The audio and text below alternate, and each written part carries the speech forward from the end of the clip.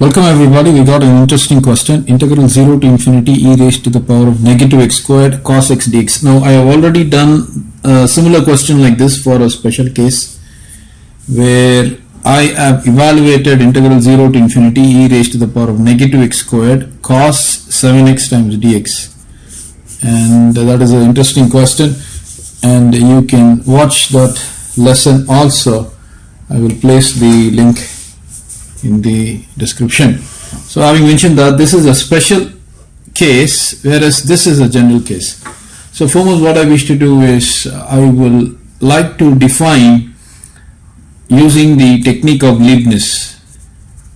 I will define a function, say I of a is equal to integral 0 to infinity e raised to the power of negative x squared cos ax times dx.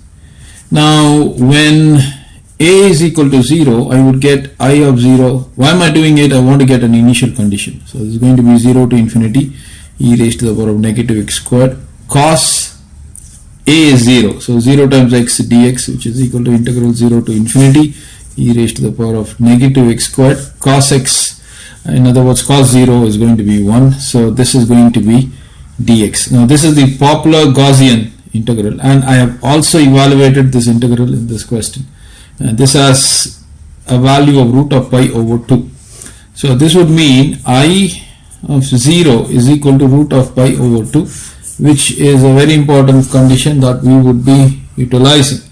So having mentioned that, the next step is we go back to the Leibniz definition for this function.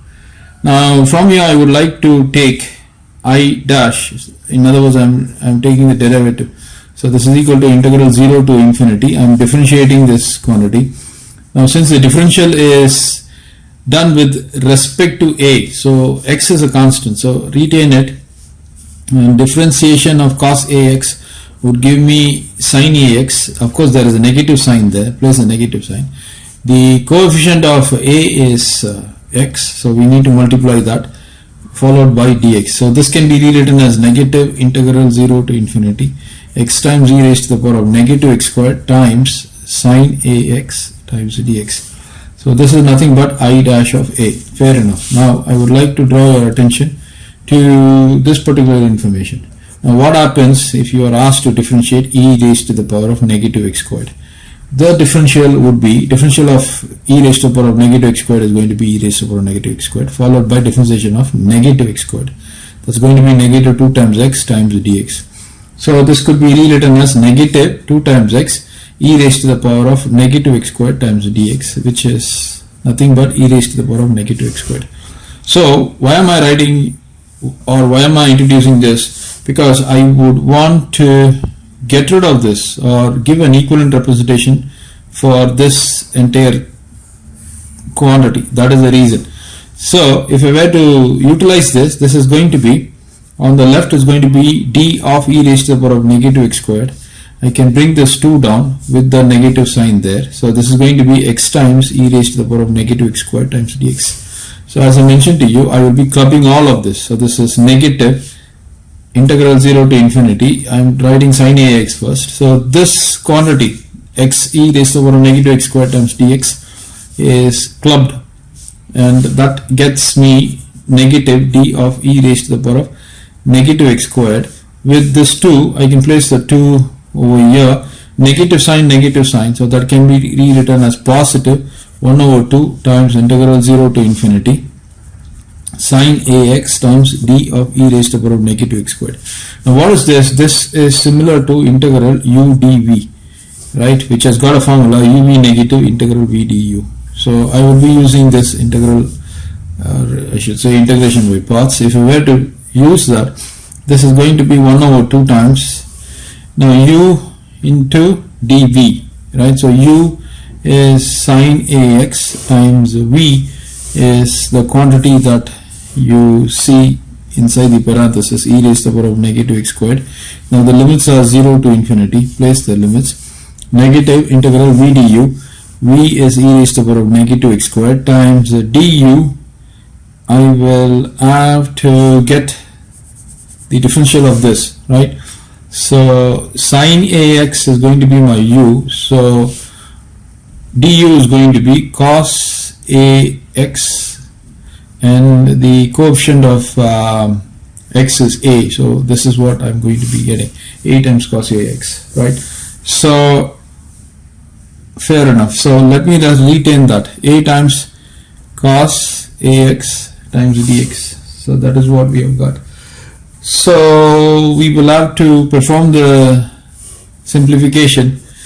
Now if you were to substitute the limits, upper limit and lower limit, now this is going to give me 0 because e raised to the power of negative infinity is 0, and you substitute 0 here, that would ultimately give us 0. So there is no point in having that. So I'm getting rid of that. So it's going to be 1 over 2.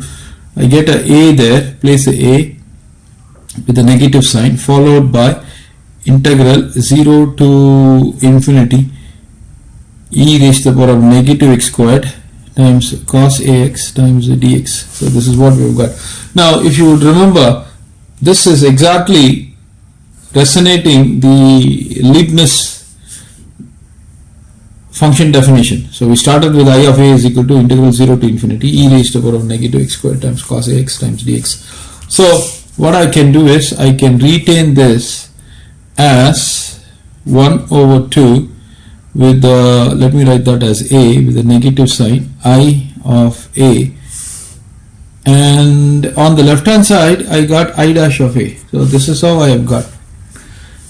Now if I were to rewrite this using differential equation, this is going to be di over dA is equal to negative a over 2 I of a, or I should say you can just retain it as I of a, or you can just simply place I there. So di over dA is equal to negative a over 2 times I want to push this I down. So di over I is equal to dA. We got negative a over 2. This is done by variable separable. So you integrate both sides.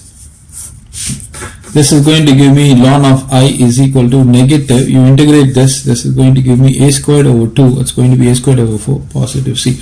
Now this is actually ln of I over a is equal to a squared over 4 positive arbitrary constant c. Let me take a is equal to 0, so that would mean I have I ln of I0 is equal to a is equal to 0, so this would mean c is equal to ln of I0. But what is I of 0? I of 0 has been found to be as root of pi over 2. So this would mean my c is equal to ln of root pi over 2. So if I were to take this as sum 2 or sum 3, so therefore 2 is rewritten as ln I of a is equal to negative a squared over 4 positive ln root of pi over 2. Now this, we can actually get rid of this ln here, because since ln a, if it is equal to y, this is to the base e, right? So this would mean a is equal to e raised to the power of y. So by that we get ln, or I should say I of a is equal to e raised to the power of negative a squared over 4 positive ln root pi over 2. Now we need when a is equal to 1. So that would mean I of 1 is equal to e raised to the power of negative 1 over 4 positive ln root of pi over 2. But according to Leibniz, we started with I of a is equal to integral 0 to infinity e raised to the power of negative x squared cos ax times dx.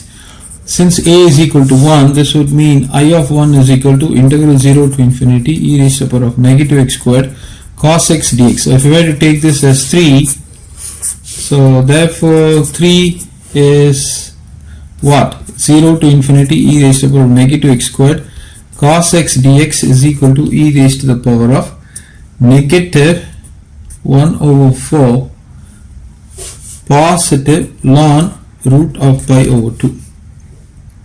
Okay, so this is what we have got, and I think this is the right place for us to stop.